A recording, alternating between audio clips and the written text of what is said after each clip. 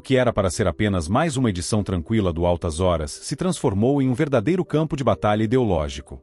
De um lado, Serginho Groisman, o veterano apresentador da Globo, acostumado a conduzir entrevistas onde a narrativa já vem pré-estabelecida.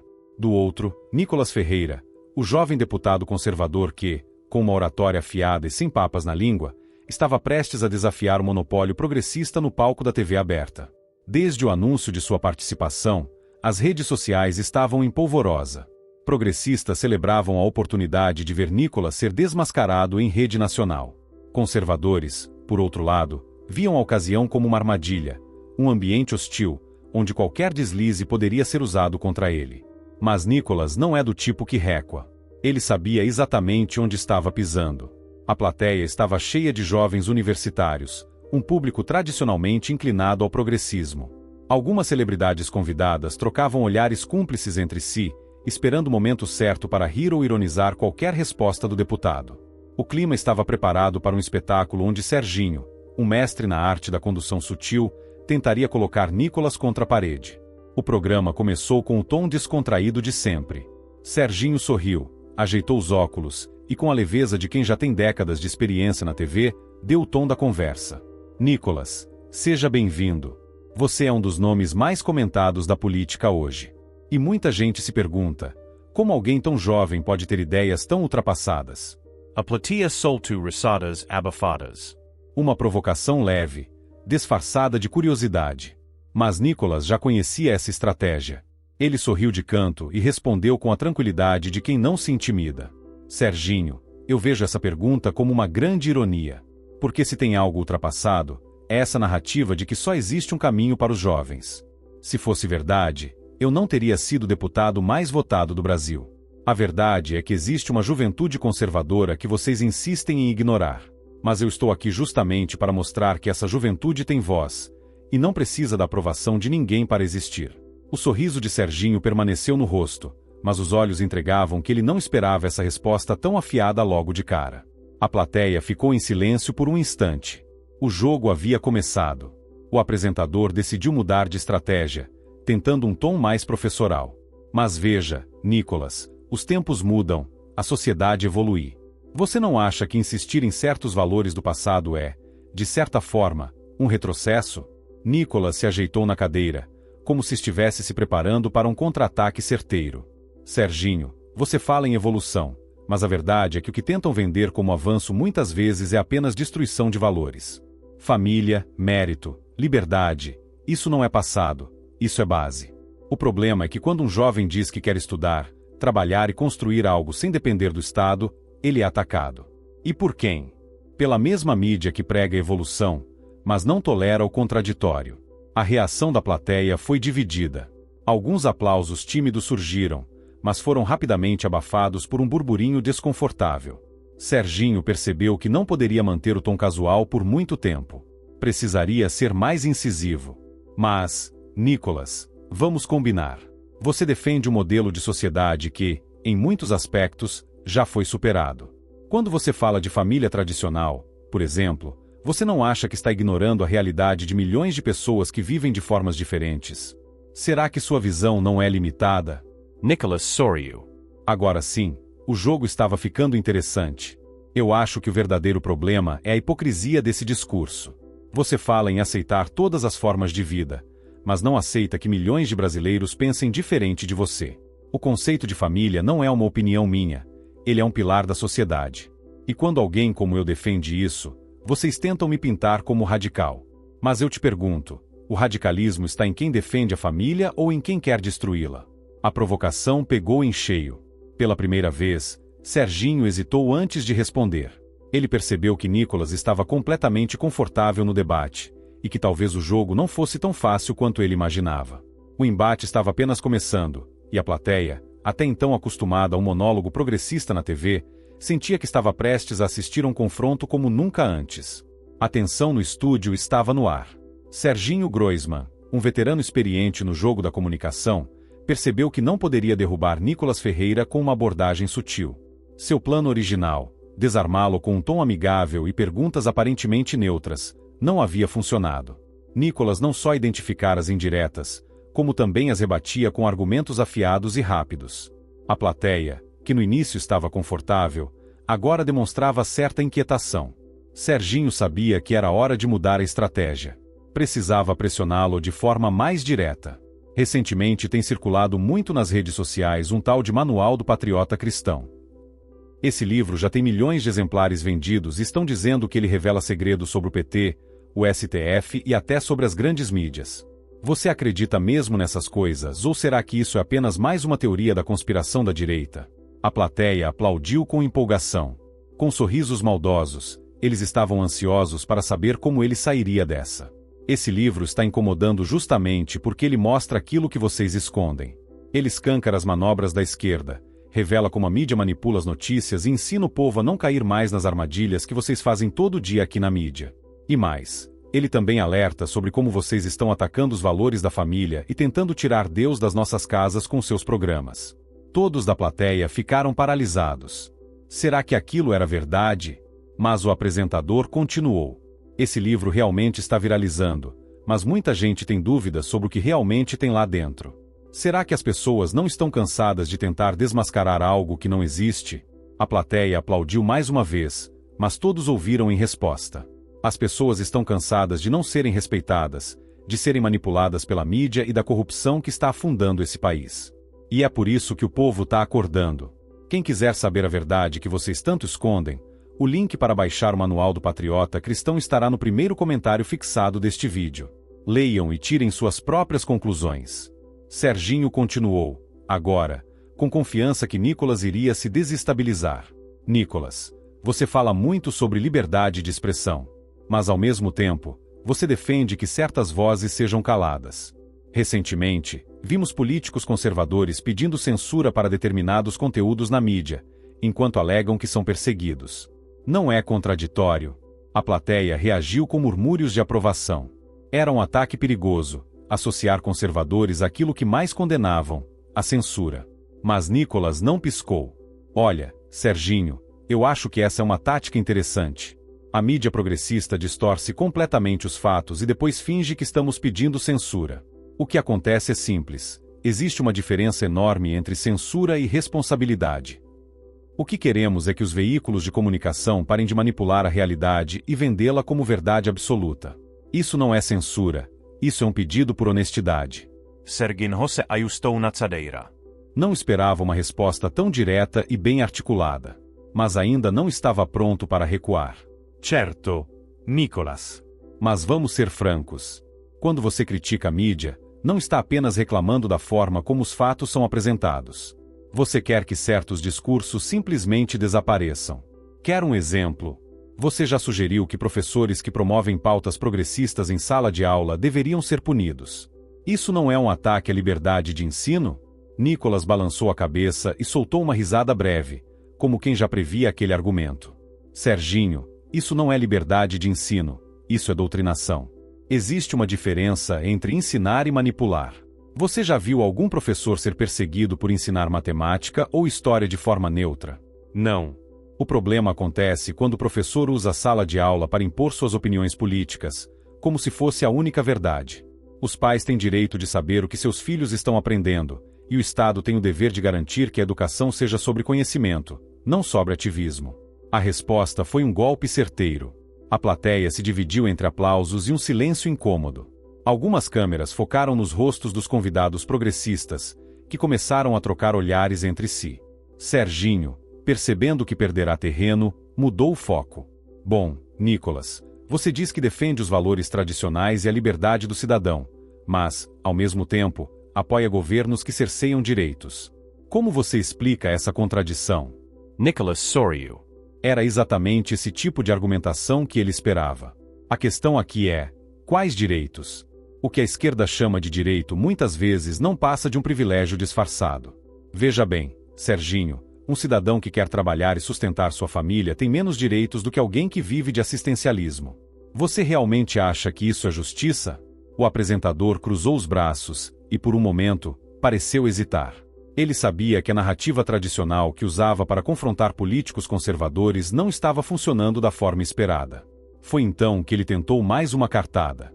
Ok, Nicolas, Mas você sempre fala sobre justiça, família e liberdade.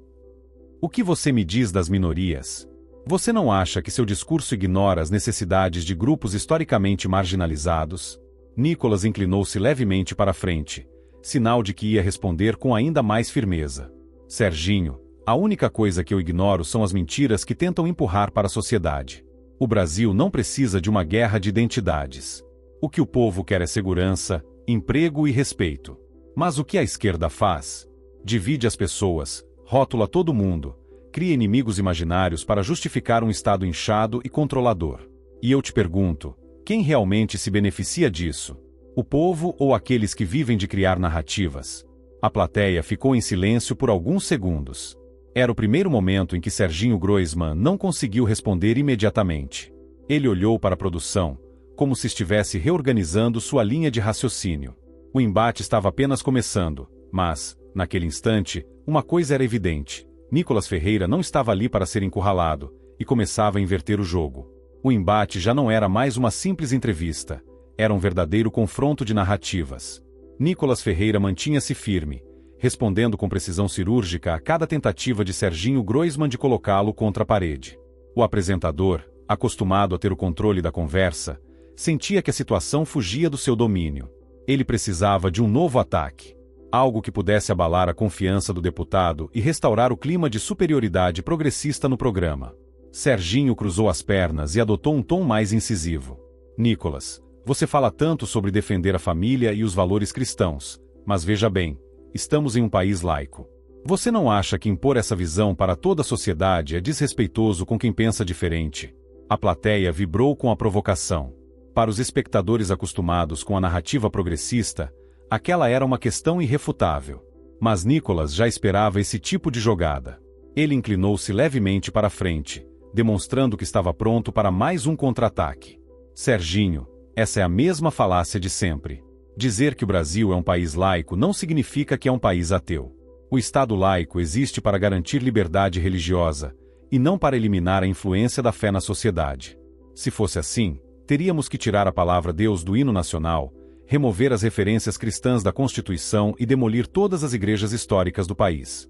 Isso faz sentido para você? Serginho hesitou por um breve momento.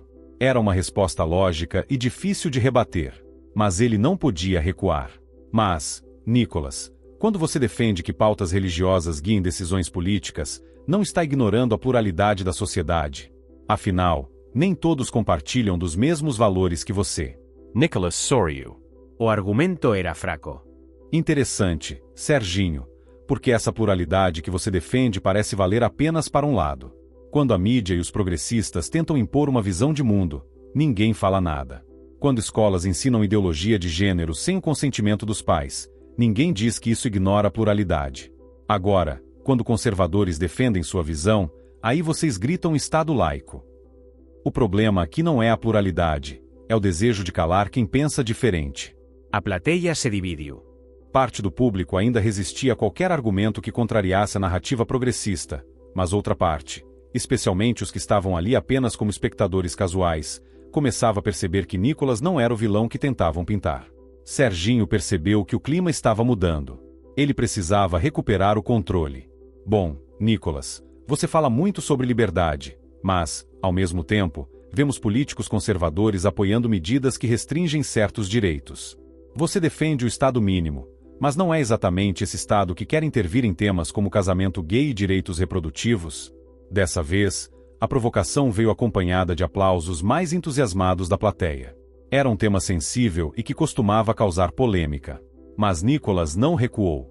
Eu defendo que o Estado não se meta na vida das pessoas, Serginho. Mas também defendo que o Estado não crie privilégios.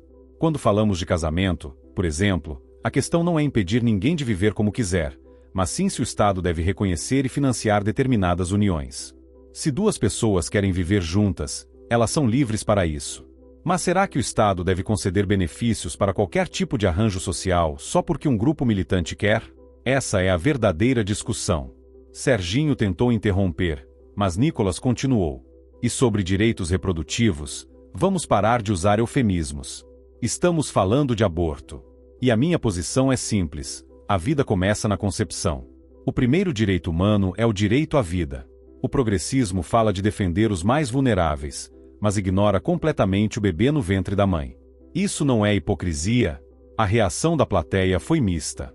Alguns gritos de discordância, mas também aplausos. Era evidente que o debate tinha deixado de ser unilateral. Serginho percebeu que o embate não estava saindo como planejado. Ele sempre soube que Nicolas era um debatedor habilidoso, mas esperava vê-lo hesitar em alguma resposta. Isso não estava acontecendo. O deputado estava no controle do discurso, e isso fazia com que o apresentador perdesse cada vez mais terreno. Foi então que Serginho decidiu apelar para uma cartada emocional. Nicolas, você fala tanto sobre valores, mas recentemente vimos um crescimento de discursos de ódio na internet, especialmente contra minorias. Você não acha que o seu discurso contribui para essa onda de intolerância? Nicolas riu. Era um ataque previsível, e ele já tinha a resposta na ponta da língua.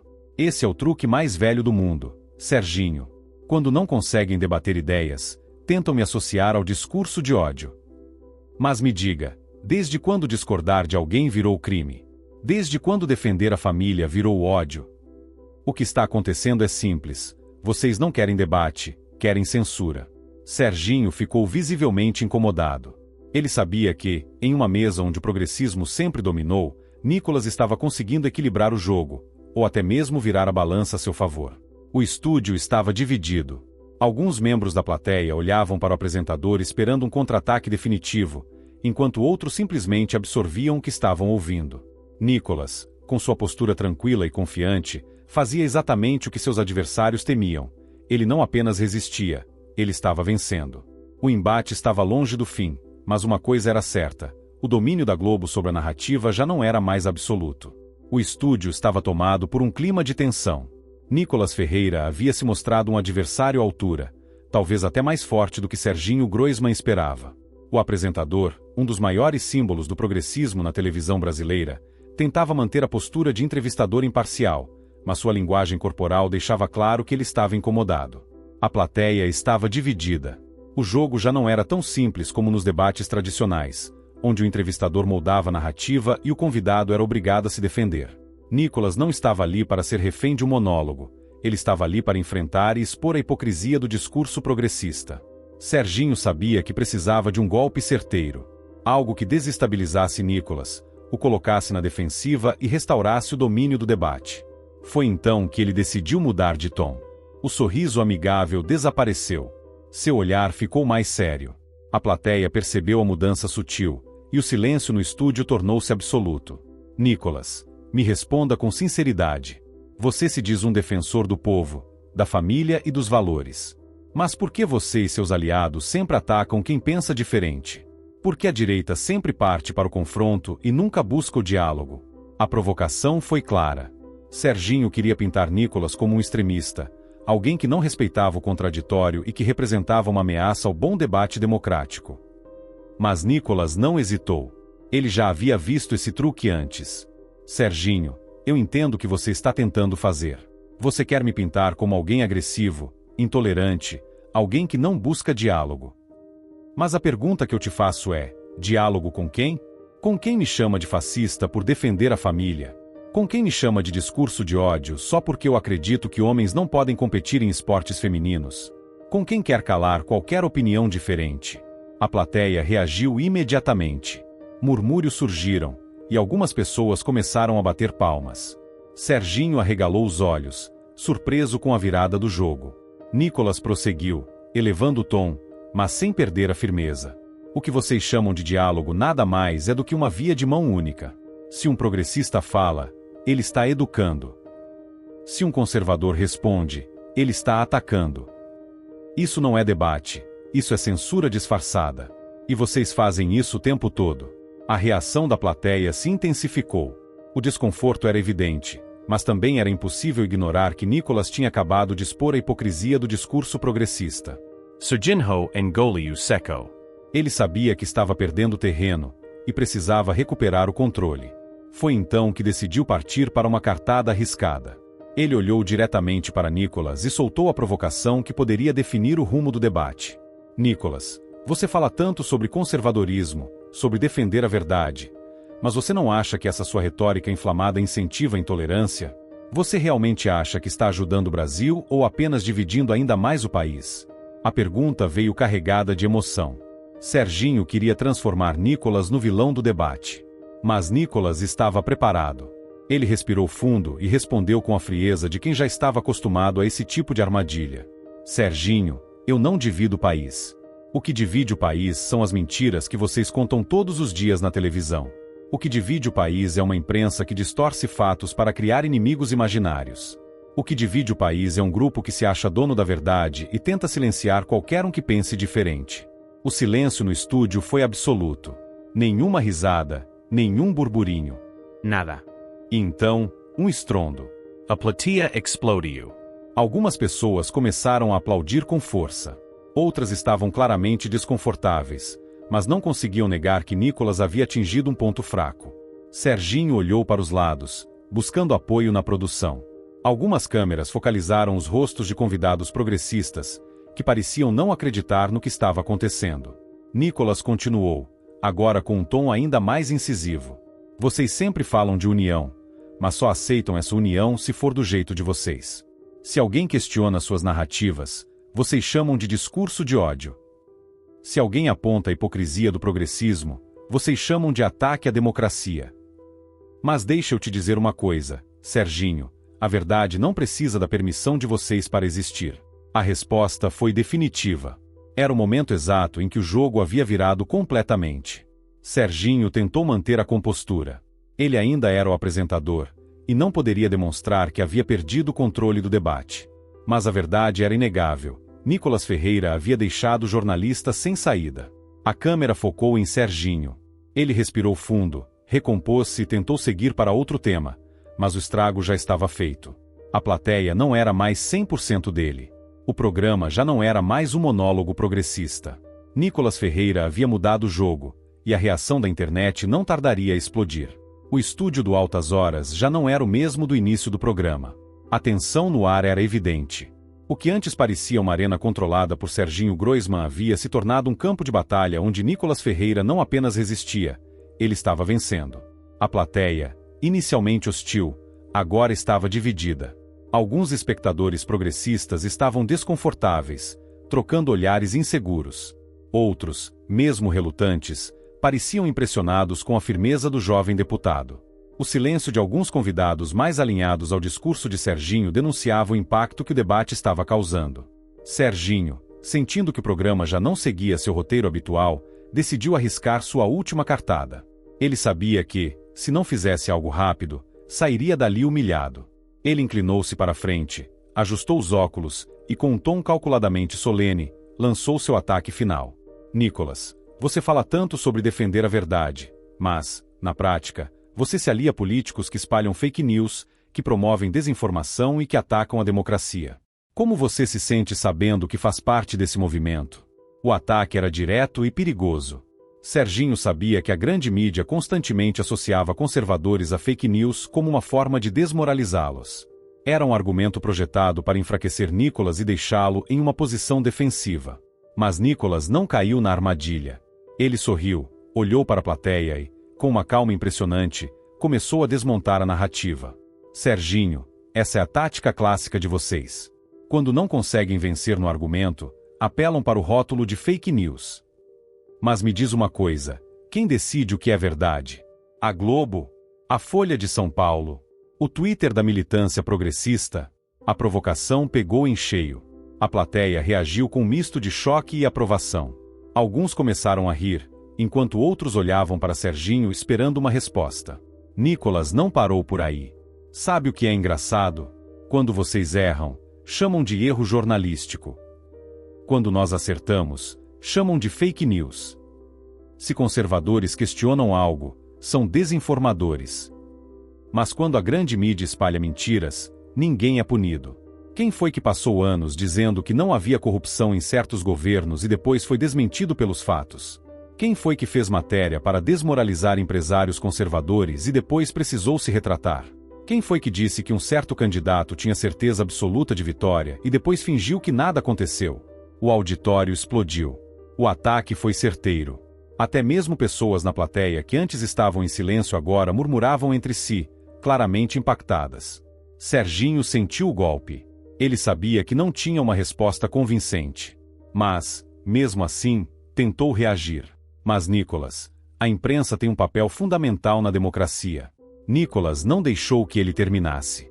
A imprensa tem um papel fundamental quando faz jornalismo, não quando age como assessoria de um grupo político.